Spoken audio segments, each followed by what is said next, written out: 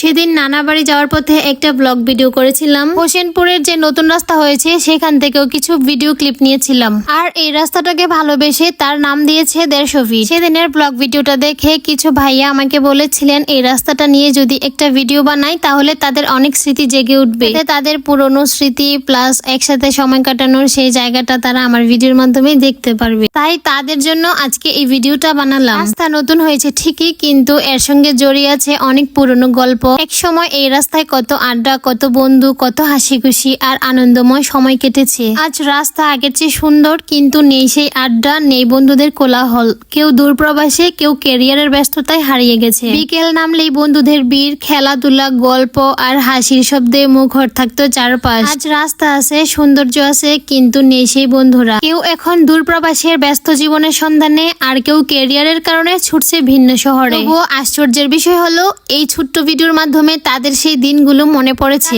আবার ফিরে গিয়েছে বন্ধুত্ব আর আড্ডার সেই সোনালী সময়ে। আমি নিজেও নানির বাড়ির মায়া ও শৈশবের দিন আর গ্রামের স্মৃতিতে ডুবে গিয়েছিলাম। আসলে গ্রাম আর রাস্তা কিংবা নানির বাড়ি এইসব কেবল জায়গা নয়, এগুলো আমাদের জীবনের এক একটা অধ্যায়। সময় চলে যায়, মানুষ দূরে সরে যায়, কিন্তু স্মৃতিগুলো কখনোই হারিয়ে যায় না, বরং এক টুকরো ভিডিও, একটুখানি দৃশ্য বা এক খণ্ড পথই আমাদের ফিরিয়ে নিয়ে যায় সেই শৈশবে, বন্ধুত্ব আর ভালোবাসার সময়ে। যাই হোক, আমার কাছে অনেক ভালো লেগেছে এই ভেবে যে আমার এই ছোট্ট ভিডিওর মাধ্যমে ভাইয়েরা তাদের গ্রামের প্রিয় জায়গা, বন্ধুদের সঙ্গে কাটানো সেই মধুর মুহূর্তগুলো আবারও মনে করতে পেরেছে। আমাকে যে ভাইয়েরা এই ভিডিওটি বানানোর জন্য বলেছিলেন তারা সবাই প্রবাসে থাকেন। প্রবাসী ভাইদের জন্য আমার এই ছোট্ট ভিডিওটি উপহার হিসেবে দিয়েছি। আছেন অনেক বছর যাবৎ প্রবাসে আছেন, তবে তাদের প্রিয় জায়গা, প্রিয় সময়, বন্ধুদের সাথে সেই স্মৃতিগুলো দেখার সময় ও সুযোগ হয়ে ওঠে না। তো আমার এই ভিডিওর মাধ্যমে যদি আপনাদের একটুও ভালো লেগে থাকে সেটাই আমার সার্থকতা। আপনাদের সকলের ভালোবাসায় আজ আমি এতটুকু আসতে পেরেছি। আশা করি আপনাদের ভালোবাসা থাকলে আরো ভালো কিছু করতে পারবো, সাথে আপনাদের ভালো লাগাগুলো